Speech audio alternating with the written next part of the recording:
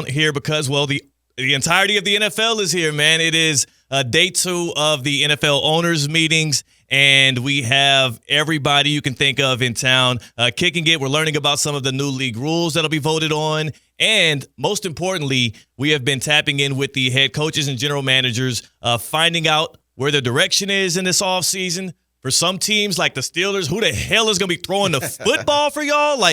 Which is crazy. It is about to be April, and they don't know who's going to be their starting quarterback. And they're supposed to be a contender. Right. This is crazy. Yeah, that's part of the Aaron Rodgers experience. Right. You just got to go on Aaron Rodgers' time, which may or may not be whatever he's taking at that time. And right now, the Steelers are on his time. And so from all indications I've heard, it sounds like that's going to happen at some point. Gosh. Aaron Rodgers will sign with the Steelers. It's just the win is the big element of that. And he controls the cards. Like, it's one of those things where, like, I tell my daughter she's not supposed to do something, and she'll try me to feel like she has power, and then she'll try to do it when she wants to do it. We know she's going to end up doing it. Yeah. It's just the timing. It creates power. And right now it just feels like Aaron Rodgers want to feel like he has more power than the Steelers, vice versa. Eventually, I think sometime before the draft, you'll see Aaron Rodgers sign a deal with the Steelers. Well, if that relationship is anything like yours and your daughter's, I know exactly who the boss is, and it ain't you. It ain't you at all. It's not. And boss, happy belated birthday as well. Appreciate that. I know you celebrated over the weekend, and we're going to be continuing that celebration through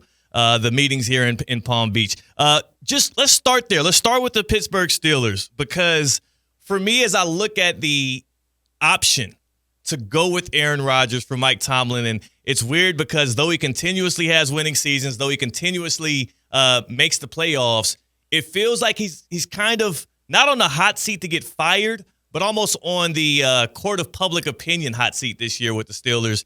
I don't actually fully understand why Pittsburgh would assume that Aaron Rodgers is the answers to their questions. Now, you obviously been covering the NFL for more than a decade, man. I trust your opinion on most things, unless it's basketball, unless it's the NBA or the Eagles. You're a little blinded by some how stuff. the Chiefs doing? I mean, three championships in the past how does few. past one go? We forget those. Apparently, they're trying to ban rules because the Eagles. We'll find out about that tush-push stuff tomorrow as well. But, I mean, back to the Steelers, man. Do you really think this – we saw Aaron Rodgers the past couple of years in the Meadowlands, and it was bad. Right. It was like not just like bad, it was like almost historically bad from a future Hall of Famer. Why do we think that a year older in a new environment with yet another coach and new weapons to learn, even though he deprioritizes the offseason, why is there an assumption that this would work?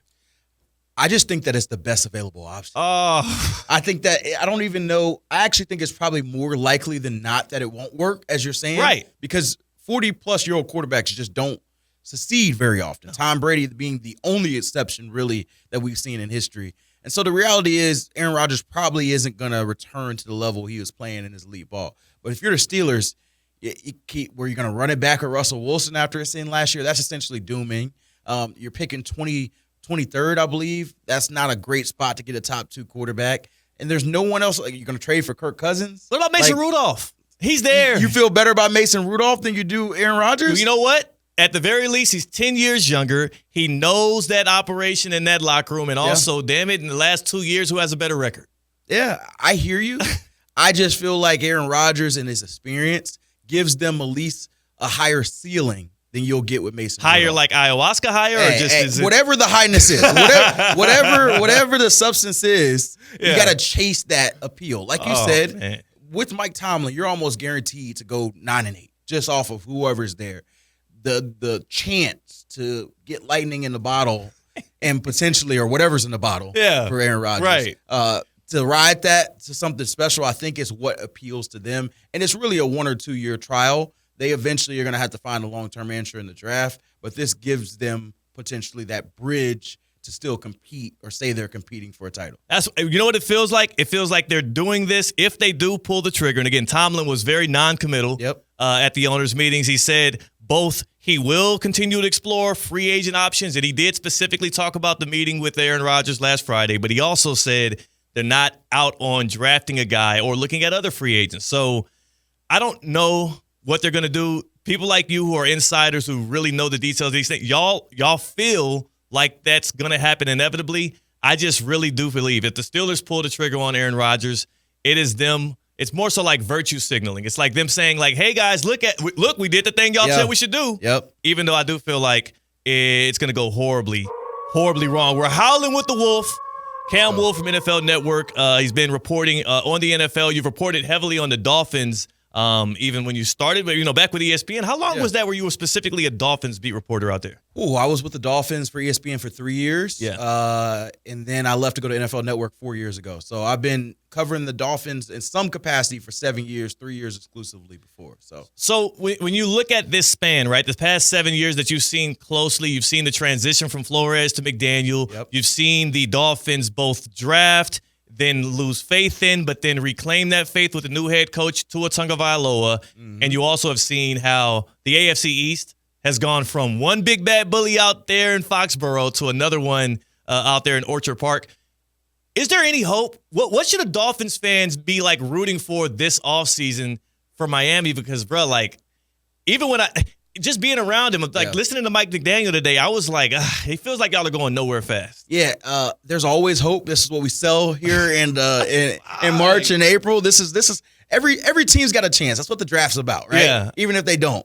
The Miami Dolphins are in a very precarious spot because I think they're almost at a fork in the road. Can they maximize this roster more than they've done? This offseason has shown very much that they're going to essentially run it back. There's not a lot of significant changes. Yeah. Mike McDaniel said again today they fully plan to bring Tyreek Hill back in 2025. That was maybe one of the last question marks there. You got Tua, he's coming back. Waddle, Ramsey, all the core. And so can you find toughness in April, in May, and June? I'm not sure. I think that's clearly been an issue there. They also have had some bad injury luck with the quarterback. Can you find a way, a magic pill to keep Tua healthy Zach Wilson for 17 games? Zach Wilson. Who they like a lot, by the way. No matter what the public says, they really targeted Zach Wilson. I think that they got to show me. I've been around the Dolphins enough and seen all the talent, seen all the hype that I'm at the show me stage. And right now, until they show me, I just don't know if they're tough enough, competitive enough to get over that hump that's ailed them the last couple of years. Now, the most important position in all of sports, but obviously in football, is quarterback, right? Yep. And the Dolphins are married to Tua Tagovailoa, like it or not, for at least next year and maybe the next one, depending on what they're comfortable with when it comes to getting out of that contract. When you look at, I don't even want to go to the whole NFL because it could get really grim for Dolphins fans, but let's just look at the AFC East. Mm-hmm.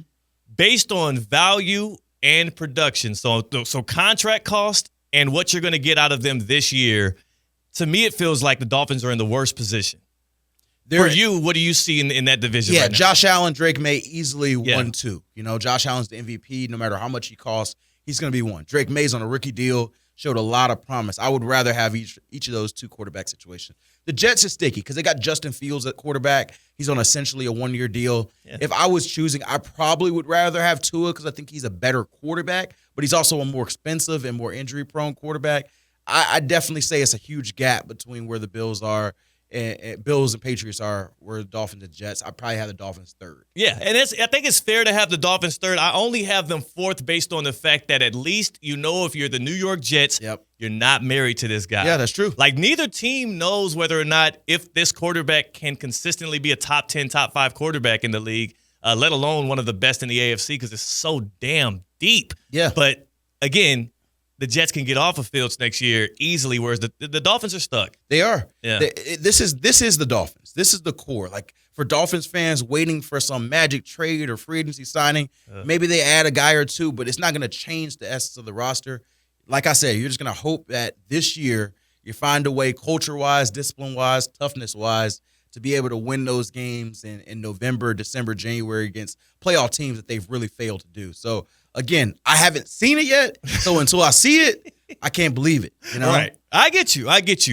We are howling with the Wolf, man. I mean, we've been at the Breakers. We've been enjoying luxury. We've been talking with and mixing it up with the NFL elites. Cam, for you, what's the number one storyline? Like, what's the number one question that you've either heard other reporters asking each other or have been begging to get from either the AFC people who spoke today or, you got all of the NFC coming in and making themselves available tomorrow? Well, first, I was looking at the Breakers golf course, and I was like, man, how many shots would it take Theo to be able to get an actual ball in the hole? And I'm thinking like 13 or 14 for sure. Pump the brakes on that. Hold on a second, pump the brakes on that because between you and I's connections, we might be able to somehow, some way, someday book a round on that course. And we can see. And I was about to say, I'll show you in real time. I've been getting lessons. Yeah. I've been working on the game. Okay. See, this is exactly, Cam, I'm glad you brought that up because this is exactly what people do all the time. Like last year, people thought the Commanders would be nothing.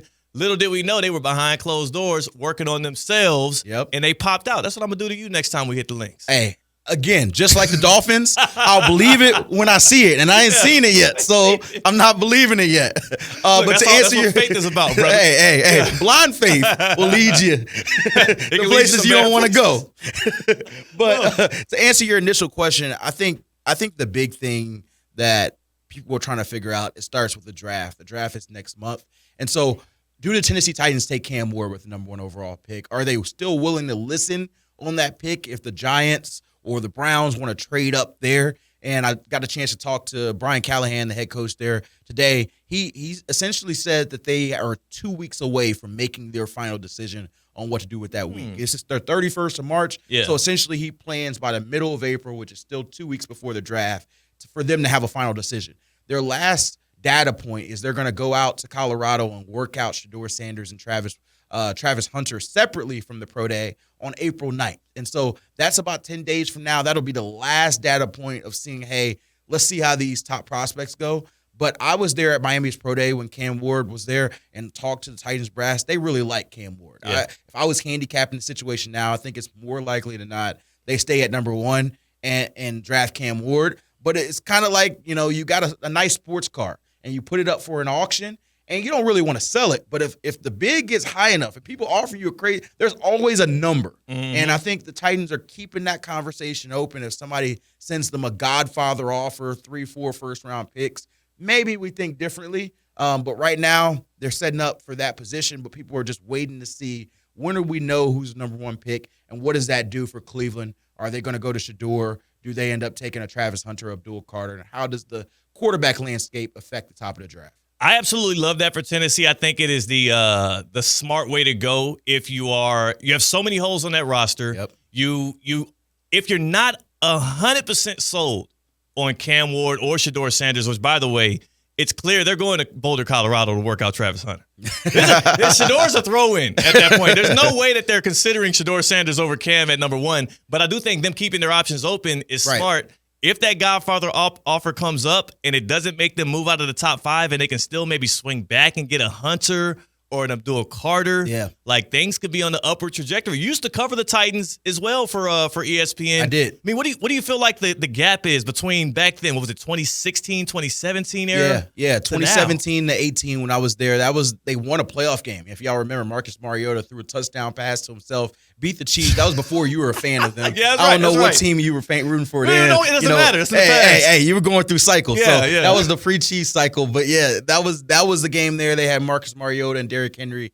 Now they're getting to a point where they've got to get excitement back to Tennessee. Like, if you look at the numbers, they're one of the lowest rated teams every single week. Watch viewership wise, there's not a lot of reason to watch. People aren't tuning in for Will Levis. They have a new stadium they're building that should be ready in 2027. And you got to think, how do we market it to where we want people to support the Titans? Get an exciting franchise quarterback. And so I think that sets them up, and that makes the decision a little harder to trade that pick away because they need a quarterback. Yeah. And people always say, wait till next year. Well, next year has its own other issues. What if you're picking 6 next year? Or what if there's only 2 quarterbacks worth taking next year? And so I think that's why this decision's tougher. But like you said, there's a couple other elite prospects in Abdul Carter and Travis Hunter. There's always a price. And I tell you what, I was at Miami's Pro Day. I saw Giants general manager Joe Shane. He was talking to the Titans GM, Mike Borgonzi, for about 5 to 7 minutes. Maybe they were talking what they're going to have for dinner. But I think more likely Joe Shane was trying to say, "Hey, man, what it's going to take, man? Yeah, I got a couple tickets to the opera. You want to get your girl into some classes, whatever. What do you need? What do you need to make it work? And so that would be the team I would keep an eye on if it happens. I think it would be the Giants. Yeah, they reek of desperation. by the way. So I can see them doing anything and pulling the trigger in a big way. Everybody should be on the phone with the Giants this offseason just to see what they can get them to get out of. The dudes are squilling in a corner between Joe Shane and Brian Daboll, who I think both of them very competent in their jobs. Yeah. But it does feel like, based on what their owner has said, they're kind of, on their last bit of the leash. Cam Wolfe here, howling with the Wolf. You got to go soon, and I'm glad you were able to open up the happy hour with us here, and we'll be kicking it more at the Breakers for the NFL owners meetings as we all circle around Palm Beach County and make this the hub for football. One thing on the way out the door, and which is more likely to happen, given what you know about both my golf game and about what the Dolphins are bringing back this year. Yeah. The Dolphins breaking their playoff win streak this season, not in the next 5, this season specifically. Okay.